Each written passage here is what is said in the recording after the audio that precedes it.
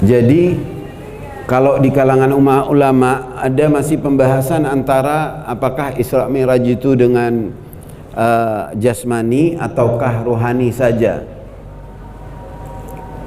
Untuk pertanyaan itu, bahwasanya apakah Nabi Isra Mi'raj itu hanya dengan jasmani ataukah hanya dengan rohani, itu mungkin sudah bukan masanya lagi untuk dipertanyakan. Kenapa? Karena satu, kalau andai kata Isra Mi'rajnya Nabi Muhammad itu hanya dengan rohani, maka itu di sana tiada keajaiban. Kenapa? Karena rohaninya sudah di alam tertinggi. Saat sholat aja beliau mi'raj. Kita semua umat Islam, umat beriman, ketika sholat itu sebenarnya saat sholat itu sarana kita untuk mi'raj ruhani. Jadi sudah jelas tiada sisi keajaibannya kalau Isra Mi'raj itu terlaksana tetapi tidak dengan jasmani, yakni hanya ruhani saja. Kedua, jika itu memang hanya ruhani, hanya nafsani dan tidak dengan jasmaninya beliau, untuk apa adanya burak? Kenapa harus memakai burak?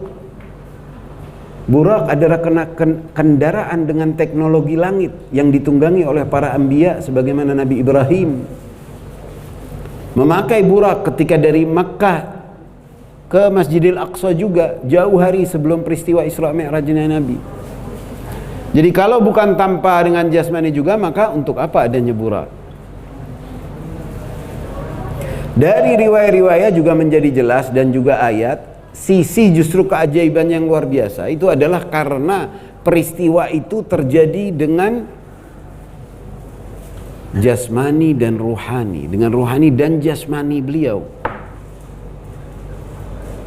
Bismillahirrahmanirrahim. Subhanalladzi asra bi'abdihi lailan minal masjidil haram ilal masjidil aqsa alladzi barakna haulah. Isra adalah perjalanan beliau, yaitu dari Makkah ke Baitul Maqdis, ke Masjidil Aqsa. Dalam riwayat antum bisa baca itu apa saja yang Nabi lihat, titik-titik yang sempat disinggahi oleh Rasulullah saat itu bersama Jibril. Dan hal yang luar biasa terindah adalah ketika sampai di Masjidil Aqsa, para anbiya telah berkumpul. Kalau dalam riwayat ada 124.000 nabi yang telah diutus oleh Allah, selain Rasul yang disebut juga dalam Al-Quran, telah menanti dan menyambut sang khatamil anbiya, sang kekasih Allah. Mereka rindu untuk hadir bersama. Lalu terlaksanalah sholat jamaah yang mungkin paling terindah sepanjang masa, yang mana imamnya adalah Rasulullah Muhammad ibn Abdullah dan makmumnya adalah ribuan para nabi yang telah diutus oleh Allah. Suatu kenikmatan yang luar biasa. Allah hadirkan mereka semua dengan keinginan mereka menyambut, hadir dan salat bersama Rasulullah.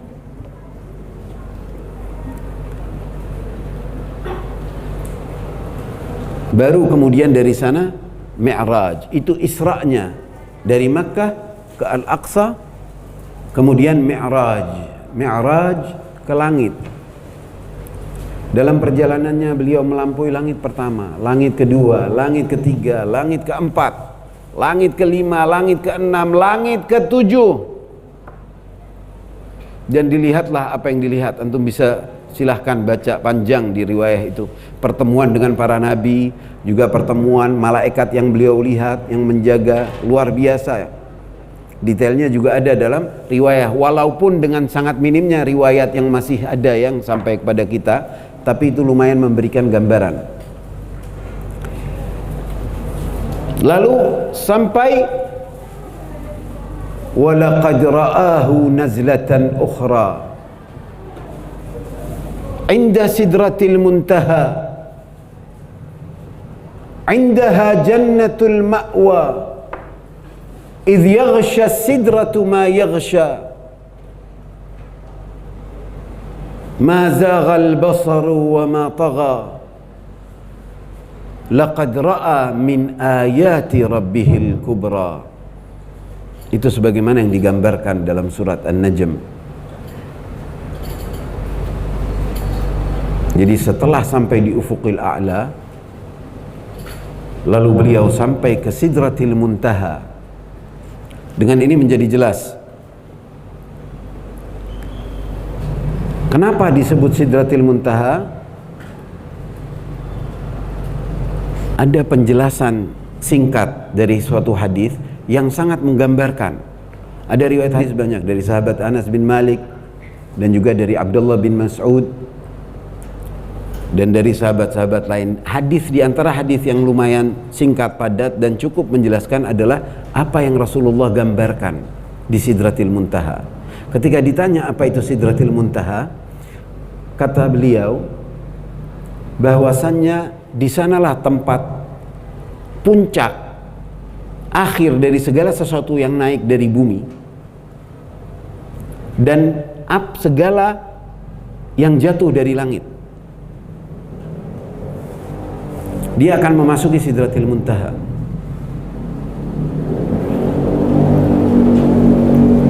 Katanya puncaknya amal atau orang mukminin itu arwah al-mu'minin, puncak arwah mukminin akan melewati dan melintasi Sidratil Muntaha.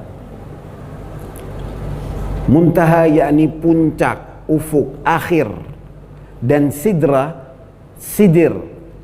Gambaran menggunakan kata sidir ini seperti pohon sidir, pohon jujube tree kalau dalam bahasa Inggris, atau yang disebut kalau kita seperti pohon bidara. Itu teks yang digunakan. Jadi diistilahkan dengan Sidratil Muntaha.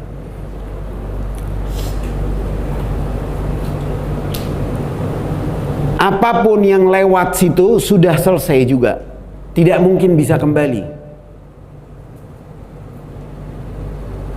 Ini lama sekali, banyak pembahasan dalam kitab-kitab tafsir. Tapi sains juga telah menemukan baru-baru saja sekitar 10-an tahun lalu. Dan kenapa disebut Sidratil Muntaha menjadi jelas. Dia juga yang menurut saintis muslimin yang disebut dengan the black holes, lubang hitam yang ada di langit. Lubang hitam ini besarnya lebih besar daripada matahari belasan kali. Sangat besar. Dia menyapu apa yang di langit. Jadi ketika bintang jatuh atau apa yang di bumi sesuai deskripsi yang diriwayatkan dalam hadis itu sangat persis. Itu akan tersedot di sana. Menariknya, para ilmuwan menaruh lensa gravitasi di langit keempat. Kalau dalam riwayat Sidratil Muntaha ada di langit ke-6 atau dan langit ke-7. Jadi dari lensa gravitasi yang ditaruh di langit, pada akhirnya ini yang terjadi 10 tahunan lalu, mereka baru melihat ketika bagaimana terlihat ini tempat yang super gelap, lubang hitam, gelap, tidak ada cahaya. Apa yang melintasinya akan termakan. Bahkan cahaya, jangan lagi bintang yang jatuh atau apa yang naik dari segala yang ada di planet-planet lain, yang menyapunya di langit adalah black holes. Jadi seakan vacuum cleaner di galaksi. Tapi tidak. Dia bersifat seperti portal ke alam yang lain. Apa yang dilihat ketika bintang pecah, itu kan keluar cahaya. Ketika bintang meledak, masuk usia, meledak bintang, disitulah lensa gravitasi ini menangkap. Barulah terlihat, dan ternyata bentuknya persis seperti pohon sidir. Jadi yang akar gini terus besar gitu. Dan masuk, bahkan cahaya masuk situ hilang. Dia tidak terlihat saking gelapnya di langit. Jadi ketika itu terjadi baru NASA nangkep. Itu lensa web dan lensa yang ditaruh lensa gravitasi itu baru nangkap. Bahkan cahaya kalau lewat dia ngeband, nggak bisa melintasi. Karena kalau melewatinya masuk dan hilang. Saintis terkemuka abad ini yang gak lama lalu meninggal, Stephen Hawking, juga mengatakan itu di balik black holes kemungkinan dia adalah pengantar ke alam yang jauh di luar universe ini. Itu Sidratil Muntaha. Di sana kalau kita baca riwayat, ada fase di mana ketika Jibril mengantar Rasul, ketika sampai di Sidratil Muntaha, berhenti Jibril. Wahai Jibril, di tempat seperti ini engkau hendak meninggalkanku?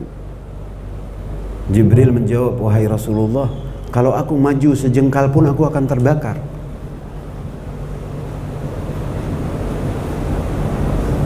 Hanya engkaulah yang bisa masuk dan melintas.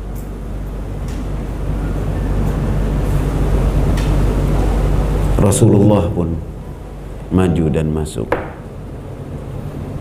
Wa huwa bil ufuqil a'la thumma dana fatadalla fakana qaba qausaini aw adna. Ya kan? Fa auha ila abdihi ma auha.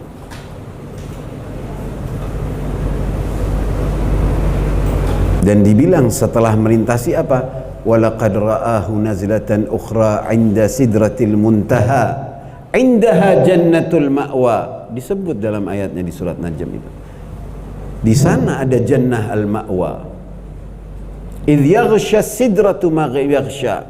Ketika tabir-tabir itu menirai, tertiraikan, dan ini dijelaskan oleh Nabi. Nabi melihat segala yang bahkan tidak dibayangkan. Bagaimana itu berubahnya universe yang di hadapannya.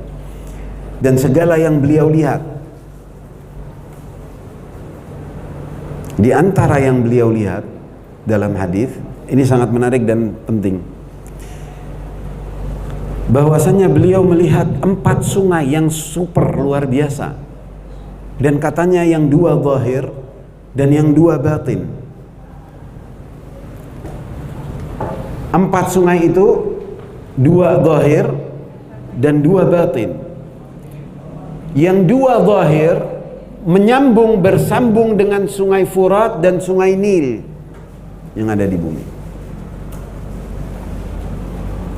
Sungai Furat itu melintas 3 negara dan belasan kota, dari mulai Turki, Syria sampai Irak.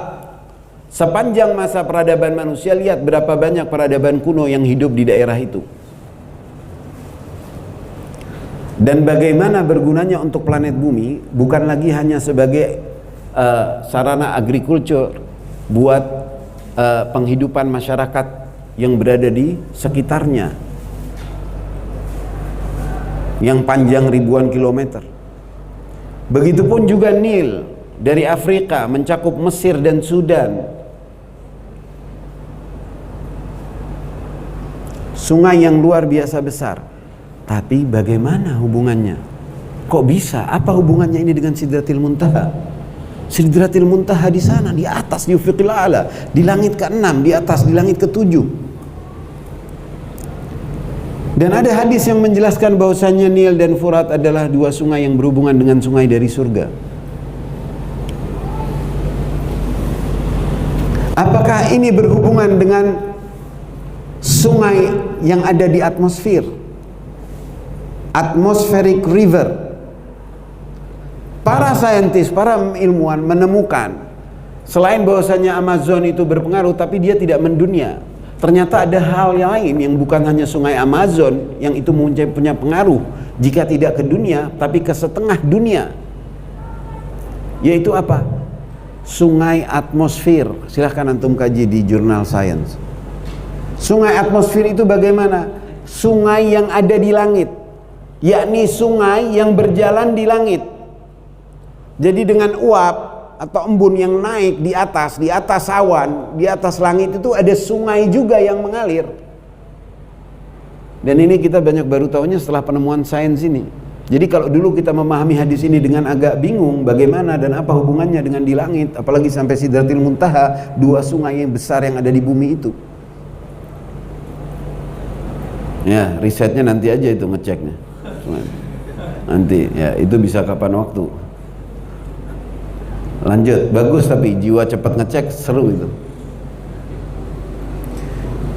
Jadi sungai yang kiloan meter lebarnya itu seperti sungai besar yang ada di bumi juga, tapi ini berjalannya di langit, dan itu membawa oksigen dan pengaruh manfaat untuk kalau tidak mau bilang sedunia.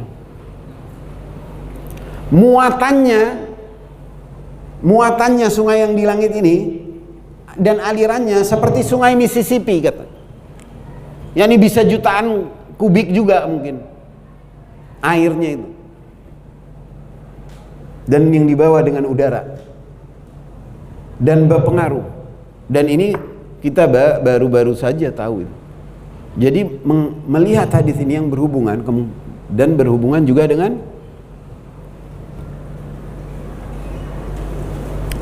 Nil dan Furat, dengan subatin sungai yang ada di langit, yang beliau saksikan di Sidratil Muntaha itu, yang tidak bisa digambarkan bagaimana rasanya, bahkan beliau merasakan. Ini istilahnya kalau langit-langit awal aja sains baru nemu, gimana yang nanti di atas. Tapi itu kita di sini kita sudah bisa mengetahui bahwasanya itu bukanlah suatu hal yang di luar akal, melainkan malah menjelaskan dan kebenaran apa yang beliau saksikan.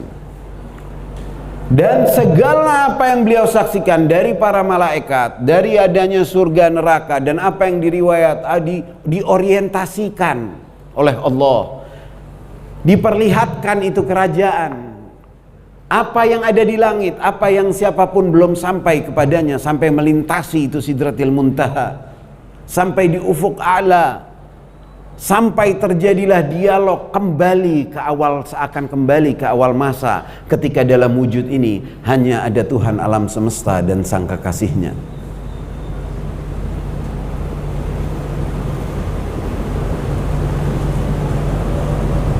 Tidak ada apa-apanya yang beliau saksikan. Yang terdahsyat adalah pertemuan itu. Yang terdahsyat adalah ketika dana fatadalla fakana qaba qausaini aw adna. Yang terdahsyat adalah yang diibaratkan dalam surat An-Najm tadi, laqad ra'a min ayati rabbihil kubra. Beliau telah melihat, menyaksikan dari tanda-tanda kebesaran Allah. Satu tip, ketika membaca surat An-Najm, ini termasuk surat yang sangat romantis, memahami bagaimana hubungan antara sang Khalik dan makhluk yang paling dikasihinya. Itu ketika ada dalam kurung, lupakan aja dalam kurungnya, nggak usah dilihat, karena nanti terarahkannya rata-rata kepada bahwasanya itu Jibril yang dilihat dengan rupa aslinya, dan ini ada di riwayat. Itu tentu tidak harus tertolak, wajar Rasulullah menemukan melihat Jibril dalam rupa asli sekali, dua kali, bahkan menurut riwayat. Tapi dalam hal ini bukan hanya urusan malaikat ataupun Jibril, bahkan di allamahu syadidul quwa itu diartikan dalam kurung Jibril, tapi tidak sebatas itu, dan jangan sampai terbatas itu. Ini lebih dari itu. Ini urusan antara saat-saat yang ada hanya antara Allah dan Muhammad Rasulullah. Di sini ini adalah perwujudan ke awal masa, sebagaimana Adam ketika tirai-tirai cahaya itu terbuka di langit dan beliau melihat la ilaha illallah Muhammadun Rasulullah.